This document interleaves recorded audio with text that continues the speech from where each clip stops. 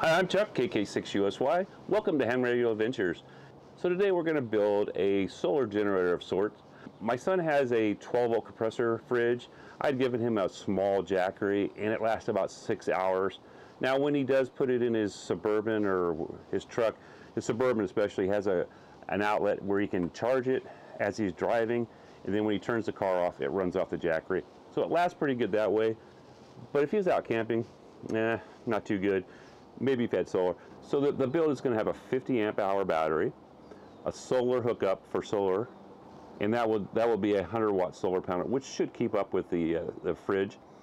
Also, we'll have an inverter, a battery charger, and the solar controller. The solar controller will be from Victron. The other ones I don't know, and I'll probably do a review of those later. The charger's really nice, but it's a little loud, but it does a really good job. Now the solar controller will be hooked up all the time, but the other two parts, the charger and the inverter, I'm going to leave them loose so he can use them in other places. Like the charger, he can charge his truck battery if he needs to. The inverter, he could hook, if he isn't using anything else, he can hook it into the cigarette lighter in his truck and run power off that, charge laptop, whatever. So let's get with the build. But hey, something a little bit different. I'm going to build this in Yellowstone because I'm going to Yellowstone with a bunch of YouTubers and a friend of mine and my wife, and it's going to be a fun time. But I'm hoping to have a little bit of downtime to at least put some of this together, and I've got some special little things you guys might want to stick around of how I get more room in the box, because a 12-volt cigarette plug is about 2 inches, and most of that goes inside the box. I'm going to show you how I cope with that, and hey, make sure you stick around to the end to see how that works. All right, let's get started, and next time you see me, I'll probably be up in Yellowstone.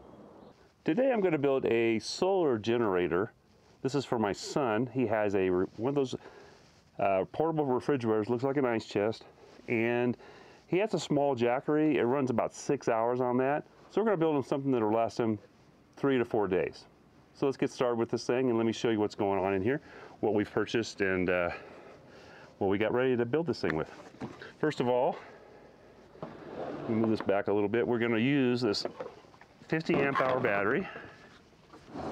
This is the Vader 50 amp hour battery, lithium, and this should probably get him 3, maybe 4 days without any help. We're also going to set this up with the solar so that he can hook like a 100-watt solar panel, and I'm pretty sure a 100-watt solar panel with good sun will actually keep up with this. Okay, so that's the battery. Let me move it to the side here. I also got this. This is a battery charger. It's 5, 10, and 20 amps. With any battery, the slower you charge it, the better. But say if you were rushed for time, you could probably, I think this battery will take the 20 amps. I would usually charge it around 10, okay? So it's pretty nice. I'll probably do a separate review on this later. Now, it came with a couple things here. It has XT60, and that's plugs the cables in on the side here, and then your regular power cable that you get most of the time with most of your like laptops and stuff like that. It works really well. I've used it a couple times just to charge things around the house just to make sure it works. Okay, one of the other things we got, this is a 300-watt power inverter. It's by Allwei, A-L-L-W-E-I. It's pretty cheap. I forget the exact price. It'll do 300 watts continuous with 600 initial, okay? So I'm trying to make this as versatile as I can. I've got Velcro to Velcro a bunch of this stuff in, the really heavy commercial stuff. The only other big thing we're gonna do, this is a, well, it's made by Victron Energy. It's a smart solar charger, MPPT, 75 and 15. It'll take 15 amps and 75 watts. It'll handle 100-watt output with no problem. These are really good, and tell you the truth, it has a Bluetooth app, and with the app you can actually tell when your battery goes into float mode, which means it's charged. It's just keeping it there, and these are really good. If you guys want anything, a really good solar controller, Victron is one of the better ones. The only problems is sometimes the holes here are hard to get bigger wires in, but other than that, they work really well. I've got one on my motorhome, I've got one on my trailer. They both work great. Other parts that I got, This is a 12 volt, like a cigarette plug. But what I did do, if you look at this,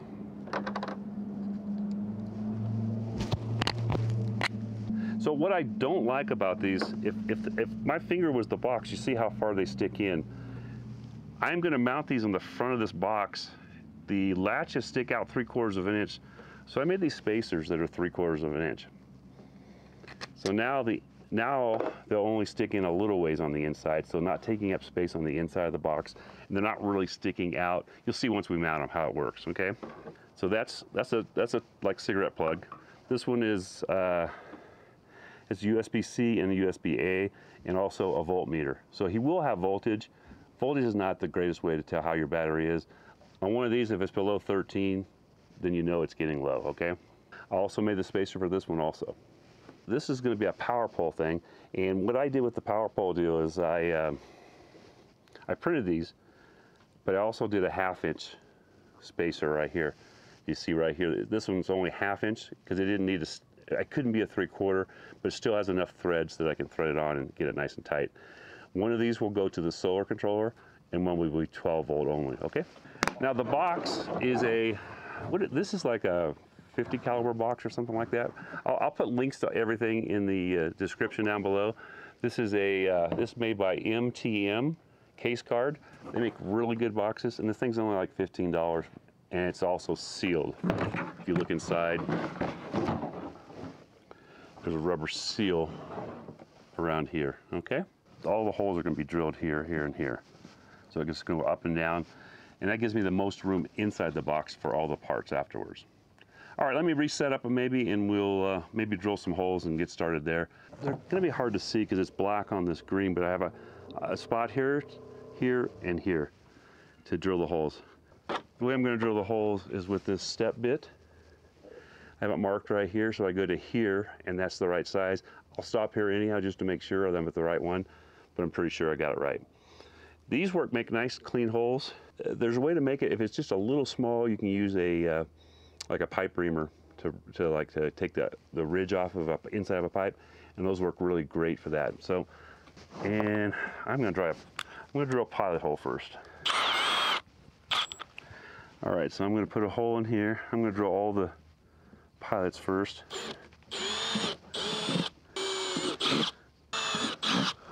All right, so you can see all the little pilot holes there. So I'll put my step bit back in again. That should be easy to go now. We're going to go into one before where I have it marked.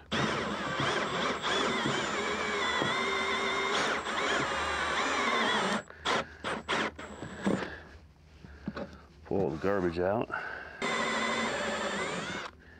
I know that's too small, so we're going to go one more.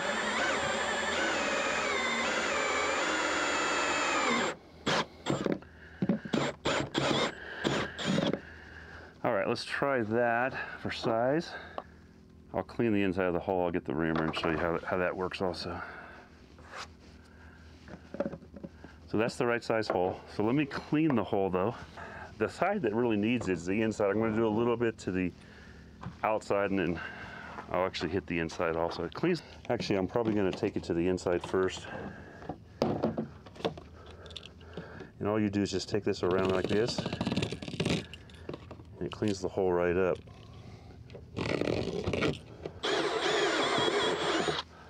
There we go. So now I'm going to put one down here. Okay, perfect. As you can see, these are sticking. They stick out a little bit. I put this one upside down so when it opens, it'll hang out of the way. It's never really going to probably be in the rain or anything like that, so I'm not really worried about that part of it. This one opens up here. Gets stuck a little bit, and then you have the power poles up here. But let me show you the inside. So the inside is what I was worried about. Now they don't, I don't know if you guys can see in there, they don't stick inside too far now. And that's what I was trying to avoid. Now the other thing I do also have is I have right angle crimp-ons that will go on these, so they won't stick straight back.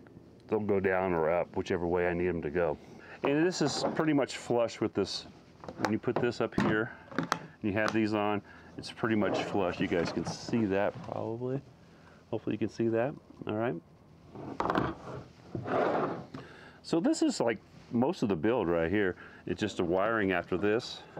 All right, folks, fast forward about a week and a half. I'm home now. I'm back from Yellowstone, had a great time there. But I had a chance to wire up the box. And I'm gonna spare you guys the hour or so that it took me to wire it up, maybe even just a little bit longer, but I will show you how it ended up. And the only thing that I didn't really think about, I might put a switch in it, like a master switch, so that would change all the wiring up to the battery on the positive side. I'll run one wire up and then everything will run off a master switch, because I can't turn things off. It's either that or my son will just have to disconnect the negative side of the battery, which, well, that will work also. But let me show you here. There's the finished box, and as you can see, it's hard to see. You might not be able to see it right now, but there's a light on there that tells the voltage. I think it says 13.3. So that will run all the time. The solar controller has a light that flashes when it's not hooked up, and then it goes solid when it is hooked up. Everything works pretty well. I'm going to show you everything, and I will we'll hook it to solar and see what we're getting. Basically, he's going to run I have an extra 100-watt solar panel that he can use, and that was the reason for using the power poles, because that was the connection that it used. Let me change the camera angle here for you guys, and we're going to take a look at inside the box. And I have to say, I was able to get everything in there. Actually, let me show you a picture of the parts, some of the things that I did use.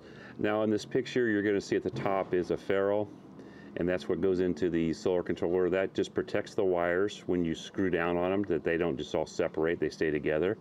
And below that, there's a right angle type connector that saves room, so it doesn't stick straight out the back. It sticks at an angle up and up. Now I'm just kind of showing you in the picture also that I used a little extra heat shrink on that to help protect that connection, to make it a little bit stronger. And then, so you get that in there like that.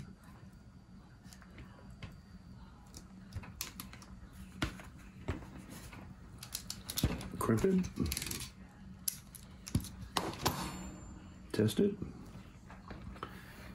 And then I will put this over the top of that and heat shrink that on there, so it gives it a little bit more hold there. As you can see, I also have the connectors that had heat shrink on them. I'll leave everything, all the tools and stuff that I'll show you guys later, and all the parts that I bought, and just the things that I needed to build this. I'll leave them in an Amazon link. If you like, go ahead and click on the link if you want to order something. It does help the channel, and it is well appreciated. Let me change the camera angle now, and we will see how it came out. It came out pretty good. Had more room in it than I thought it would. All right, first of all, here is the front of the box. And this is the spacers I showed you guys earlier. Nothing sticks out past the latches here, if you look straight down on it. Or if it does, it's just the cap itself. So that's how that all turned out. All right, let me tilt the box a little bit for you. So as you see, the battery's in here. Now everything, the battery and the solar controller are Velcroed in with industrial Velcro. The stuff, I had to take the solar controller off. I didn't think I was gonna be able to pull it off. So it's really good. It's not gonna, nothing's going anywhere. These other parts I didn't do anything with. This is the charger and all the cords for the charger are here. And this is the inverter. Thank you, Riley. She's guarding the property. And this is, as you can see, let me pull some of this stuff out of here. And we're gonna use it anyhow and show you how it works. All right, as you can see, I used the right angles down here. Those saved probably an inch of room, because otherwise they're gonna stick straight back and the wire has to bend. And then I put a little bit of heat shrink around all these, pretty much to help the bending and stuff. All the terminals are all up here. And like I said, I have enough room that I can throw in a master switch someplace. I actually may have one, but that'll be something later. You guys just pretend it's there.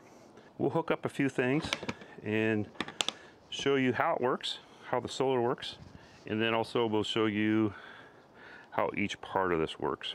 All right, the charger. So there's the charger. It does 5, 10, and 20 amps. And this is just a cheap inverter. And like I said, I'll have links for everything. This works. We tested it in Yellowstone. Charged up T.O.'s laptop, his iMac, and it did an easy job and didn't have any problems doing it. This is 300. It'll peak at 600. Let me show you guys again here. On the fuses, now the solar panel, the solar controller is already fused, but I put a fuse in for the top, and I put a fuse in for the bottom, for the cigarette lighter and the power poles.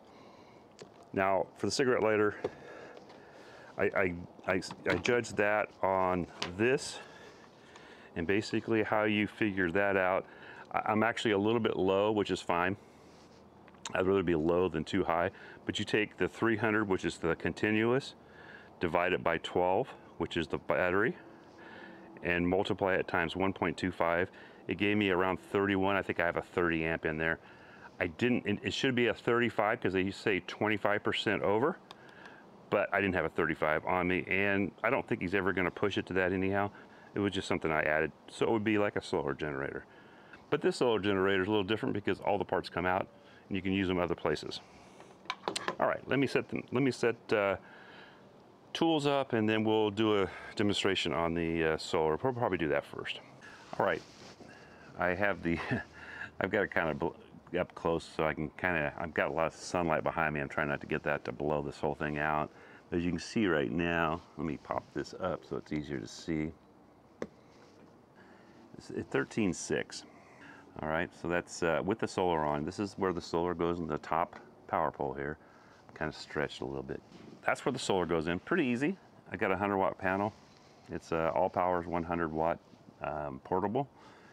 It's two actual solar panels that fold up. I'll show you a picture of that in a bit. Okay, so let's hook to the solar controller. This is here. And it's showing 53 watts right now. Voltage is 15, almost 16, 3.3 amps. And the amps going in is 3.9 right now. It's in bulk mode, which means right now the battery needs to be charged. This battery is probably 75–80% charged. And I didn't even try to optimize the solar panel really to do any better. I just set it at the angle that the legs are all the way out, and the sun's kind of high. It would probably be better if I tilted it back a little more, but for demonstration purposes, this works just fine. Okay, I really like the Victron stuff. Bulk means it needs to charge, all right, and then it'll go into absorption mode, and then it goes into float mode. When it goes to float mode, that means the battery's pretty much charged, and what it will do is monitor the battery, and if like when we were up in Yellowstone, my wife was using the power inside the motorhome, it would actually pop the because it goes to pretty much zero on the wattage and the input, unless you have a draw on it. So as soon as she did a draw, it would actually keep charging the battery again. Really good stuff. MPPT. This one's good for 75 volts and also good for 15 amps. Let me get the tools out and show you what I use and all the parts. Actually, let's just hook up the inverter. I've already hooked it up to a laptop and it works, but we'll just show you for now, where I don't think he'll ever use this with the fridge at the same time. So this is for the fridge or the inverter down here, the cigarette lighter. And what you just plug it in, it works. It goes in nice and easy. And then on the back here, you got a power switch on. You can hear the fan come on. And if you could see it, that light's on, but you probably can't see that. And I did test it. It works fine. Like I said, I was charging like a small, just a laptop or something. It'll do 300 watts, so not very big. All right, you guys have seen like the drill bit that I used to drill the front of the hole, the big holes. I will, like I said, all this stuff will go down in the comment section with a link to something at least similar. I used this. This is a Velcro brand. It's industrial strength. Works really well. I used this 12 gauge wire. This is Bentego 12 gauge silicone wire. It's really nice and flexible. I think this is a 5-pack. These are 12 gauge. And they are inline fuses. Now what's kind of cool about them is, if you can see they're a circle, you cut it, you always kind of want the fuse close to the battery. So I cut everything around 2 inches or 3 inches or so. It came with fuses. These are cheap fuses. I didn't use any of these. I had better fuses that I already had. This is a ferrule tool. This is ferrules. This is, if you guys remember, this is the picture I showed earlier, and these are the ferrules. I used these are for 12 gauge, and it's just nice when you clamp down the wires don't go flying every different direction. And basically, you just take them and put them in here, and pull that down, and it clamps it down. Now this is really nice. It's a small heat gun that I use for the heat shrink and stuff. I'll put a link for this. It comes, now the kit, if I can still find the same kit, comes with heat shrink. The heat shrink's not very good. I'll put a link for better heat shrink also. The crimpers that I use, especially for the, these are wire feet. I have a link for these for you guys. Now, what's nice about these, have all these different things. This is the ones for what they call flag. That's the 90-degree push-on terminals. If you guys don't have a pair of those, get them. I use these almost every day. And a nice pair of wire strippers. That's these here. I'll put links for both of those also. These things, I would buy a couple of these. They're cheap. They're like $5-6. Now, these are the terminals here that I use for a lot of the things to the batteries. These are nice, heavy duty. They already have the heat shrink on them. They come in 3 sizes, and this heat shrink is no joke. It's glue lined, really heavy duty. You guys know I use power poles. These are West Mountain. I'll try to find a link for these also. All right, I told you I'd show you the solar panel. It's 2 panels, folds in half, so it's half that size when it's folded. It came with the connection. That's all powers. I'll put a link of that also into the description if you're interested. I've had really good luck with the all power stuff. It works really good, and it's always pretty close to, it's 100 watts. If you get it perfect, it's pretty close to 100. There you go. Now, hopefully you guys enjoyed the solar generator build. It's just a battery box basically that we can run stuff off of. My son's not into ham radio like I am, so most of his will be running his fridge, the compressor fridge, basically an ice chest. So hopefully you enjoyed the build. I know it's different. Everybody has their own ways. If you guys have any comments or anything, put them in the comment section on how you might have done this. Maybe I can improve it. You know, it does have fuse panel. There was fuses in there on some of the parts. I'm pretty sure the 10 amp is going to run the fridge, because I was running my fridge in my motorhome off a really long, probably 12 or 10 gauge wire, but the battery was quite a ways away from where I'm running it. So I'm pretty sure this will work. Okay, so I'm Chuck, KK6USY. Thank you for spending your time with me. I know your time is valuable, and I really appreciate you spending it with me in the video here. And hopefully you made it to the end. 73 all, and hope to get you guys on the airways, and maybe you can build something like this for yourself and run your own fridge. 73 all.